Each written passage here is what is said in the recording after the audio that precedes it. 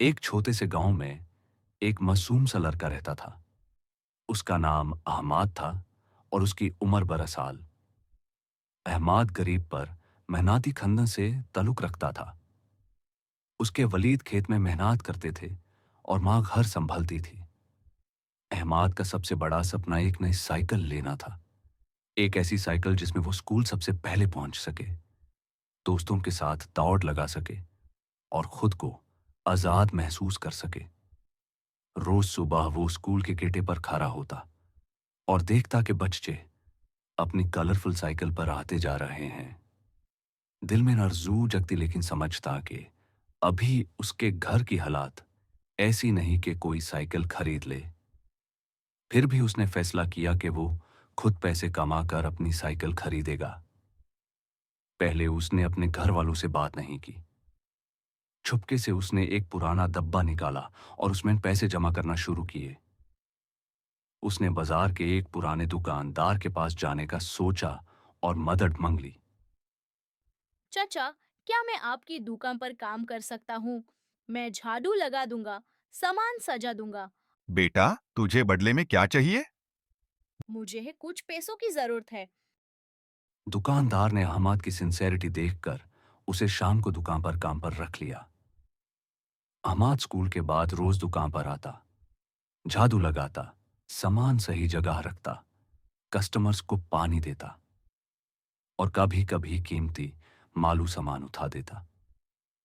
उसको थोड़ी सी मजदूरी मिलती, छोटे छोटे सिक्के जो धीरे धीरे डब्बे में भरते गए। शुरुआत में कुछ दोस्त उसका मजाक उड़ाते थे। कुछ लोग कहते थे कि इतने थोड़े पैसे से साइकिल कभी नहीं होगी। लेकिन अहमद ने हर ताना को एक चैलेंज समझा और मेहनत में तेज हो गया। कभी कभी वो सुबह तेज चलकर एक्स्ट्रा काम लेने चला जाता, किसी के घर से दूध लाने, बाजार में सामान उठाना, बच्चों को पाठ पढ़ाना, ताकि ज्यादा पैसे जमा हो सके। कुछ महीने गुजरे तो अहमद के पैसे आधे तक जम हो गए। उसने हिम्मत करके साइकिल की दुकान पर जाकर देख लिया कि उसकी पसंद की लाल साइकिल कितनी महंगी है।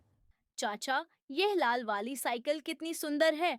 बेटा, इसकी कीमत ज्यादा है। क्या तेरे पास पूरे पैसे हैं? मैं बहुत खुश हूँ। अभी सिर्फ आधे पैसे हैं, लेकिन मैं थोड़े दिनों में बाकी भी ले आऊंगा। ठीक है बेटा, मैं इस साइकिल को तेरे लिए रोक देता हूँ। शुक्रिया चाचा, आप मुझे अदायगी का वक्त दें।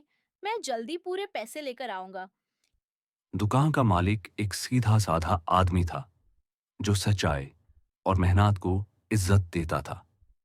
अहमद ने अपनी हालत बताकर कहा कि वो बाकी पैसे कुछ दिनों में जमा कर लेगा।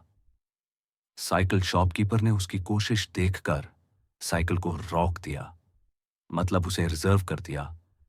उस सफर में अहमद को छोटी छोटी मुश्किलात भी आई।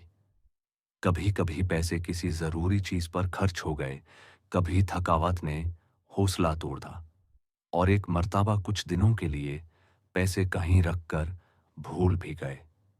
लेकिन हर रात उसकी माँ ने उसकी हिम्मत बढ़ाई, उसका हौसला बनकर खड़ी रही। बेटा, तू अभी छोटा है, लेकिन तेरी सोच बड़ी है। अल्लाह तुझे कामयाब करे बेटा। पहले अपना ख्याल रख, खाना खा ले, फिर काम करना मेरे बच्चे। तेरी मेहनत से घर का नाम रोशन हुआ। अल्लाह का शुक्र अदा कर। गांव के कुछ लोगों ने भी उसकी तकात को सराहा। बेटा, सब्र रखो और ईमानदारी से कम करो। छोटी छोटी चीजें हाय आगे बढ़ती है।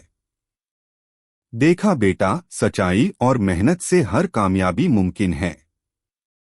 खुश रहो। और रशीद चाचा, वो दुकानदार जिसे अहमद ने मदद की, ने उसे ज्यादा काम दिया ताकि वो जल्दी पैसे जमा कर सके। आखिरकार वो दिन आया जब अहमद ने तमाम पैसे जमा कर लिए। उसने अपना डब्बा खोला, सिक्के गिनाते हुए अपनी आंखों में खुशी के आंसू थे। वो सीधा साइकिल की दुकान पर गया।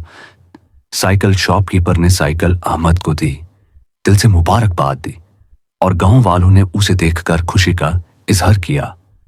पहले जो लोग उसका मजाक उड़ाते थे, अब वो ही लोग तारीफ कर रहे थे।